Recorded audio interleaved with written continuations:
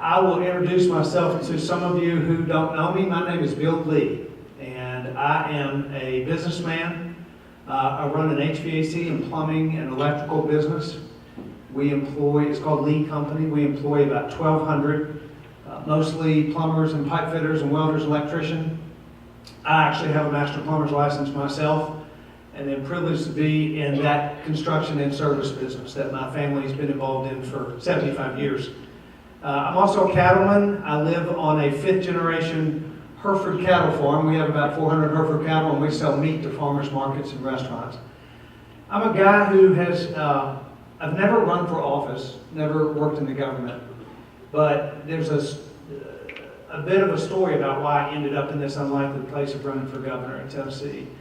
I had a terrible tragedy in my life years ago that God used in a real powerful way in my life to change who I am and to change my perspective. And I decided through that season that the Lord walked through with me so transformationally. I decided that my life was best spent serving others. And I got involved in my community. Besides raising, I single parented my kids for 8 years before I married Maria. But I got involved in my community in some really deep ways. I mentored a kid in the inner city once a week, every week, spent an evening with him for 5 years.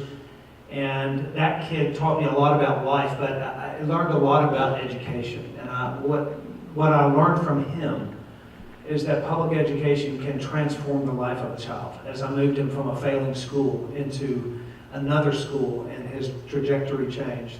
I got really deeply involved in education issues, started doing public policy around education, and started thinking about the idea of public service. I had a similar experience with a man that I was mentoring out of prison. I got involved in a prison ministry years ago, spent one morning a week at 5:30 in the morning every week with that man.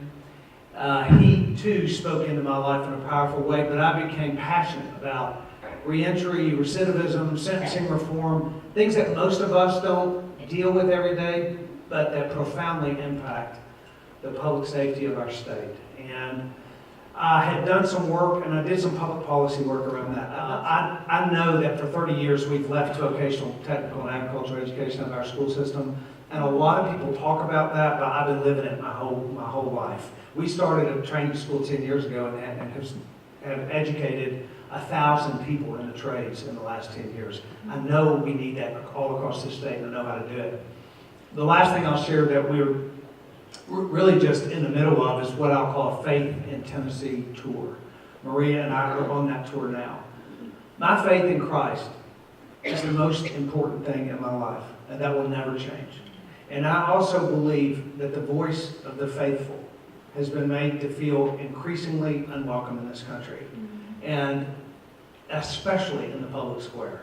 And that's a terrible mistake, because many of the challenges that we face in our communities and in our nation, and certainly right here in Tennessee, are not met by more government, bigger government, and a new government program.